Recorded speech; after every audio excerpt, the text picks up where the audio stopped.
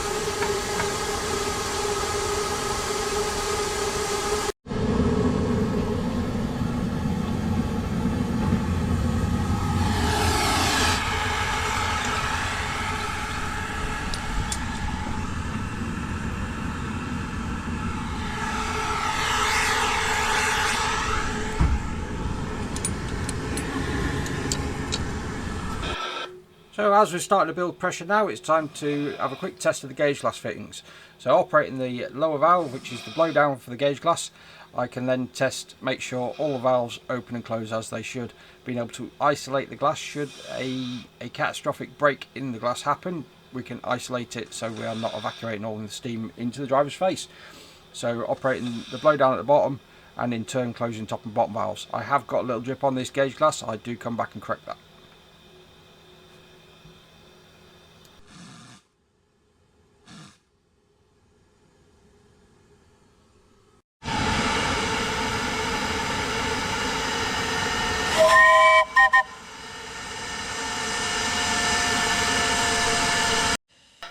Now the main aim of the steam test is to make sure that we have got all safety measures in place. So the safety valves both fit into the top of this steam dome here. The downside to this locomotive is it actually uses these brass tubes to evacuate the steam out of the cab. As soon as you remove the tube, all that steam is in the cab. And using a set of circlip pliers, I'm able to tighten down the safety valves. Now these were pretty poor, to be fair. resulting in a failure on this steam test. Now they need to be able to evacuate enough steam, so we personally have the blower wide on, a nice deep fire, and make sure that these safety valves can maintain the pressure to a safe level. On this engine, 110 psi, so we make sure that they do not accumulate more than 10% of the pressure. So on this it's 110 plus 10%, which will make it 121. Now I had this up to 125, so I know that the safety valves are not up to the job. I put the injector on to bring the pressure back down to enable me to safely handle these safety valves inside the cab. But ultimately this is a failure for the steam test. Also, the left hand injector is not really good at high pressure. It likes it just between 100 and 110. Right hand injector works lovely at all pressures.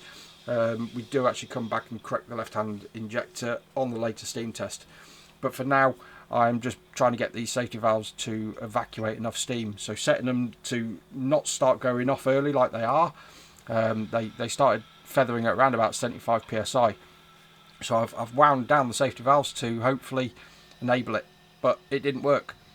On to testing the injectors here. Left hand injector, as I say, favours slightly lower pressures. A little bit awkward on these as well. It could do with a 90-degree valve fitting to the water side of the injector. Due to the screw valve, it leaks a little bit of air in, but also you have to operate the valve quite a long way to affect the water properly. And once I get it right, it does take a little bit of fine tuning, but every injector is slightly different. But as I say, we come back and sort this one out on the second steam test. Whilst it's in steam, we can remove the injector. John can have a fiddle with it. We can get it back on and make sure it's operating at decent pressures. But it does at this moment work, although a little bit wet. Right hand injector is actually not too bad on this one.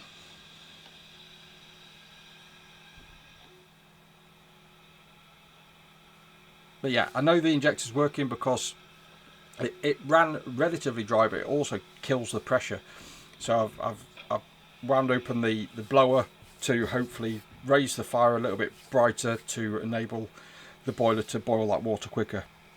And here we are testing the right injector, so water goes on, then steam goes on, and this one picks up relatively easy.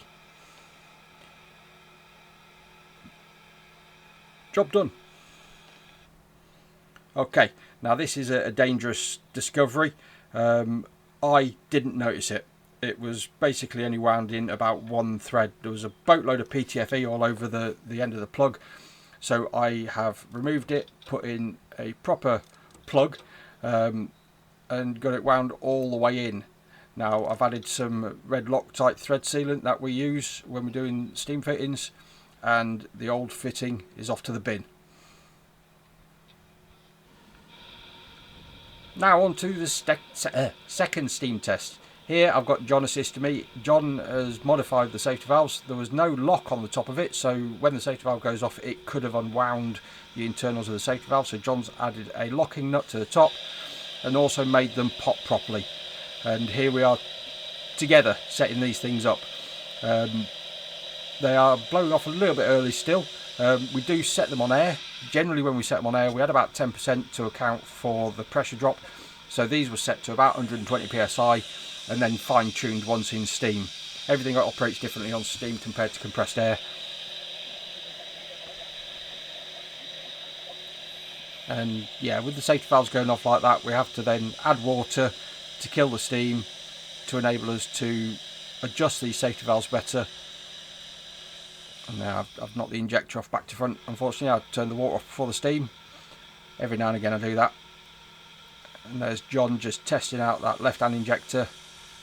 Still not happy with it. So off camera, I whip it off.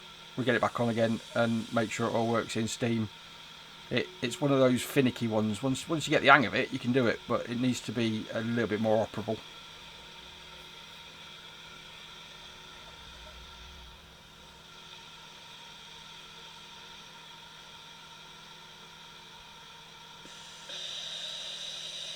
And there we go, safety valves pop off. They're popping off at right pressure, which is all really good. Now on to getting the wheels going round. Now we know the wheels work. We've had this running before on the railway. It is a little bit noisy on the rolling road. It sounds alright when it's down on a track. Our rollers are a little bit noisy, so it is a little bit louder than it should be.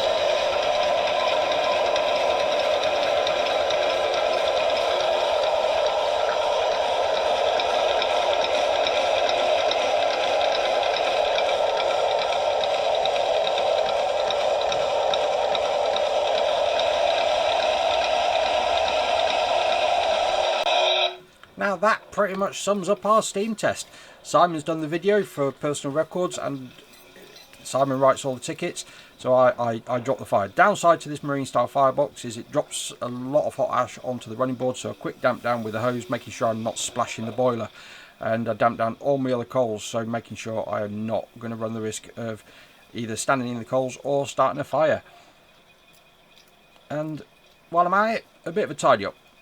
So I put the grate back in, therefore I'm not going to be getting any water on it, and I sweep up all my coals and made sure they're all out before I put them in the bin, using the injectors to drain the tanks, as is my preferred method. Then it comes to blowing it down. I make sure I've rammed the boiler full of water before disposing of the fire, so I'm using the last of the steam, the 40 psi, that's around about 40 psi that's in it, to evacuate everything and get this nice and tidy, nice and clean, ready for delivery. As always, thank you very much for watching.